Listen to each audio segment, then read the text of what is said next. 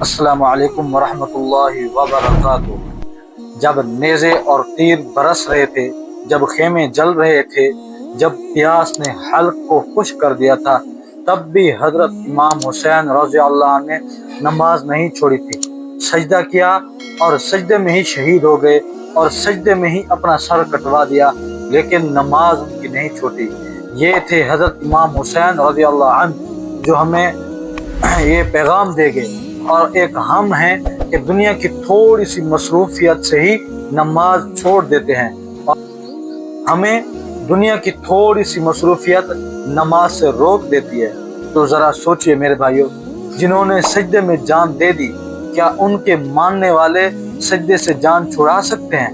بالکل بھی نہیں۔ سلام ہو حضرت امام حسین رضی اللہ عنہ پر جو سجدے میں بھی کامیاب ہو گئے۔